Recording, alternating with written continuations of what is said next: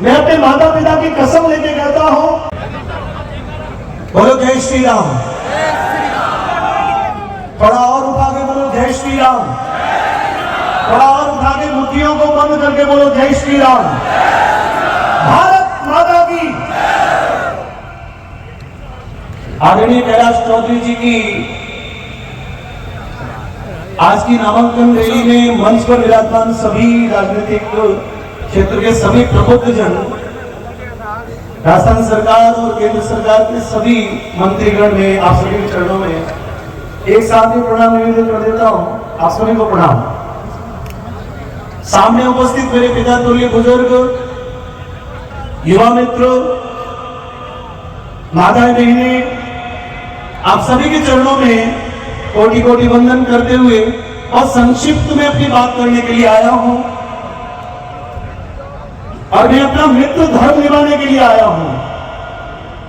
मैं कैलाश चौधरी जी बचपन से साथ में बड़े हुए, मैं गायन के क्षेत्र में चला गया, कैलाश चौधरी जी राजनीति में चले गए। मैंने भी अपने जीवन में बहुत संघर्ष करके अपने जीवन को खड़ा किया और कैलाश चौधरी जी ने भी अपने जीवन को बहुत संघर्ष करके इस जीवन को खड़ा किया।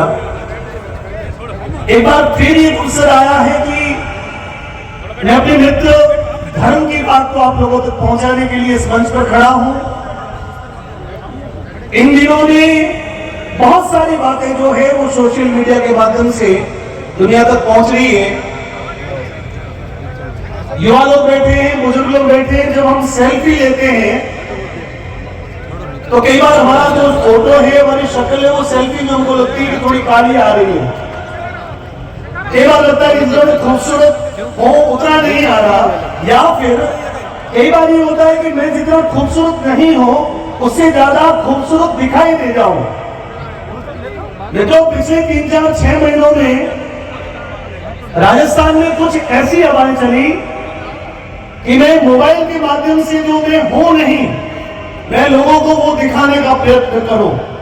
और उस प्रयत्न में बहुत सारे युवा लोग जो हैं वो एक गलत दिशा में, एक गलत रास्ते को भरवाने की दिशा में जाना शुरू हुए। चिंता ये होती है कि 65 वर्षों के कांग्रेस के कुशासन को तोड़कर जब 2014 में नरेंद्र मोदी जी की सरकार बनी, उस समय देश की जो परिस्थितियां थी, देश की जो स्थितियां थी, 65 वर्षों में उन लोगों ने जो नहीं किया, 10 वर्षों में वो कैसे संभव हो गया। वो संभव जो है वो सिर्फ और सिर्फ आप लोगों की इच्छा शक्ति के कारण से हुआ है, क्योंकि हमने ये निर्णय किया था। ताली बजाओ तो थोड़ी उठा के बजाओ, पिट पिट मत करो। 500 वर्षों के राम मंदिर का सपना, हजारों लोगों का शहादत, हजारों लोगों का बलिदान, और प्रभु श्री राम को हमने 2024 की जनवरी की 22 तारीख को पूरे विश्व के सामने धूमधाम के साथ जो भगवान को अपने सुंदर विग्रह में उस भवन में विराजमान किया। 370 का कलंक जिसको धोने की कोई अपेक्षा वर्षों तक नजर नहीं आ रही थी, एक दिन सुबह 11 बजे आपने अपनी टीवी शुरू की और अचानक से टीवी पर न्यूज की कि भारत सरकार ने 370 धारा कश्मीर के लिए सदा के लिए कश्मीर से सदा समाप्त कर दी। सीएए नाम का कानून बहुत सालों से लंबित था। आप में से कितने लोग जानते हैं कि सीएए क्या है?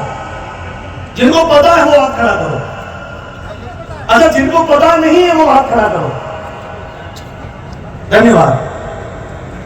बांग्लादेश, पाकिस्तान या भारत से सटे हुए जितने भी हमारे पड़ोसी देश है, वहां पर जो हमारे हिंदू भाई हैं, उनके साथ में षड्यंत्र होते, उनके साथ में अत्याचार होते, और वो अपना सब कुछ परिवार, खेत, गेना, गांठा, अपने घर छोड़कर भारत की धरती पर आए। लेकिन बहुत सालों से उनके भारत में उनको नागरिकता नहीं मिली, उनको उनका वोटर कार्ड नहीं बना, उनका राशन कार्ड नहीं बना। और ये एक ऐसा मसला था जो पिछले बहुत सालों से लंबित थे, जिनको हम पाक विस्थापित कहते थे। लेकिन देश के प्रधानमंत्री ने हमारे उन हिंदू भाइयों की चिंता की कि मेरे देश में ये भारत की धरती है, इस भारत की धरती पर जो व्यक्ति आया इस धरती में उसको मां करके इस मां के रूप में उस व्यक्ति को अपनाया। तो जो प्रताड़ित हो गए पाकिस्तान में उन मुस्लिम उन विदर्भी लोगों के अत्याचार को अपनी बहन बेटियों की सुरक्षित रखने के लिए जो लोग भारत आए, परंतु भारत में भी उनके साथ ऐसी स्थिति, तो देश के प्रधानमंत्री ने ये व्यवस्था लागू करके तुरंत उनको भारत की नागरिकता दी जाए। भारत के देश में हमारे यहाँ पर जितनी भी सुविधाएं वो मेरे वो हिंदू भाइयों को होनी चाहिए। देखो बहुत सारी चीजें इस देश में बदल रही है और बहुत सारी भरवाने की शक्तियां भी आपके पास में आएगी। बहुत सारे युवा लोग बढ़ आएंगे, परंतु ये 10 वर्ष की तपस्या है। हमने तीसरे इस चरण में कदम रखना है, क्योंकि भारत पूरे विश्व की आर्थिक शक्ति में तीसरे नंबर की शक्ति बन चुका है और 5वें नंबर की शक्ति, और हम चाहते हैं कि भारत पूरे विश्व की तीसरे नंबर की आर्थिक व्यवस्था, और वो अगले टर्म में निश्चित हो चुकी है। लेकिन यदि हमने चूक कर दी तो हमारे पूर्वजों ने गलती की,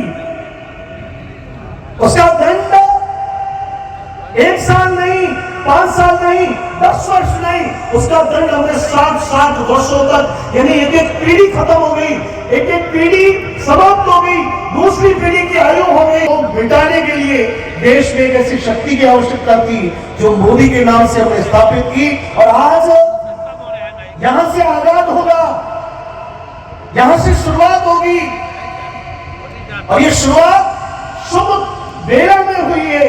इसलिए ये बाड़मेर जैसलमेर अपने आप में सीमावर्ती भाग है, बहुत सारी जिम्मेदारी इस सीमावर्ती जिलों पर है, और इस जिले पर सीमा के जो प्रहरी है, हमारा सांसद जो है वो इतना बड़ा देशभक्त व्यक्ति चाहिए।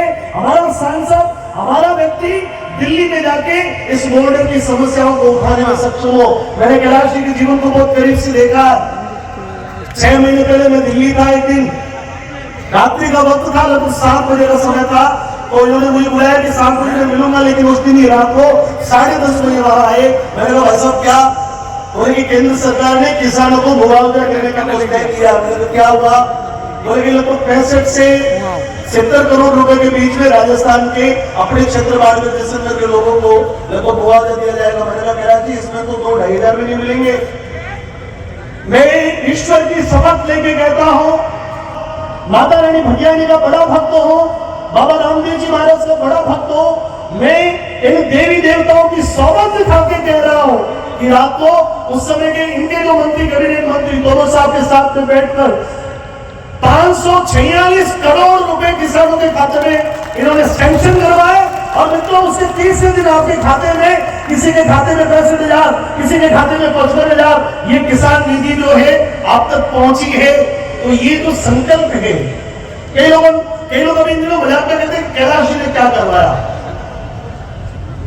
जोधपुर से बाड़मेर रेल लाइन का विद्युतीकरण का कार्य कांग्रेस सरकार ने करवाया था क्या? किसके कार्यकाल में हुआ? किसके कार्यकाल में हुआ?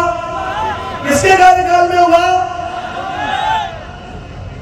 अरे पठानकोट से कांगला तक जो रास्ता ट्रक ड्राइवर 36 घंटे, पूरी 36 घंटे रात दिन करके जब वो पहुंचते थे, उनकी गाड़ियों में टायर भी फट जाते थे, डीजल भी जलता था। पठानकोट से कांडला का 6 वे एक्सप्रेस वे, ये भारतमाला का कॉरिडोर किसने बनाया? किसने बनाया? बोलो मोदी ने बनाया। किसने बनाया? तो मित्रों, मोदी जी ने अपने परिवार को, उनकी मां का स्वर्गवास वापस ले दिया। आपको पता वो सिर्फ बैठने गए, जैसे पराया आदमी कैसे बैठने जाता है, ये कंधा देने के लिए गए, और कंधा देने के बाद तुरंत अपने दिल्ली अपने कार्य में अपने काम के लिए पहुंच गए। जिस व्यक्ति ने अपने जीवन को इस देश के लिए आहूत किया है, उस व्यक्ति को कमजोर कैसे पड़ने दोगे आप लोग? 1-2 लोगों के बरगड़ाने से आप कैसे कमजोर पड़ने दे सकते हो? और ये तो कोई जीत भी गया निर्दलीय सरकार तो मोदी की बनने वाली है। तो पार्टी का व्यक्ति जब जीतेगा तो वो अपने काम को धाक से वहां पर करवा सकता है। मैं आप सभी से अनुरोध करता हूं कि बहुत सारी विडंबनाओं से बिखरना होगा आपको, और ये बुजुर्ग बैठे हैं, आपको अपने दोनों हाथों को उठा लीजिए एक बार। कहना आशीर्वाद से आशीर्वाद दे दो आप, ऐसे करके एकनाथ चौधरी हम आत्मा से तुम्हारे साथ में कंधे से कंधा मिलाकर दौड़ेंगे, ऐसे लोग मेरे साथ में बोल देना भारत माता की अर्पित कर दो तन मन धन। आज ये गीत साथ तो बता दोस्तों, मांग रहा बलिदान वतन, अर्पित कर दो तन मन धन, अर्पित कर दो। आधा मैं बोलूंगा, आधा मेरा साथ दे दो भाई, हमारे भी घरों है, अकेले को मत छोड़ो भाई। आधा मैं बोल रहा, सबको याद है, अर्पित कर दो तन मन धन, अर्पित कर दो। मंच भी बोले, मांग रहा बलिदान वतन, मांग रहा बलिदान। अगर देश के काम न आए तो जीवन बेकार, तो जीवन बेकार। साथियों हो जाओ तैयार, हो जाओ तैयार। साथियों हो जाओ तैयार, हो जाओ तैयार। साथियों एक छोटा सा काम करके अपनी बात को पूरा करूंगा। अब ये तूफान है, राजस्थान की धरती है, यहां पर शीश कटने के बाद में भी धड़ लड़ते हैं, और इसलिए तूफानी गति रुके नहीं, शीश कटे पर झुके नहीं। तूफानी गति शीश कटे पर झुके नहीं। और जब मन उठते हैं, उठे हुए माथे के सन्मुख ठहर न पाती हार, ठहर न पाती हार। साथियों हो जाओ तैयार, हो जाओ तैयार। साथियों कितने लोग तैयार हैं? उठाइए हाथों को, 3 बार जय घोष कर देना, भारत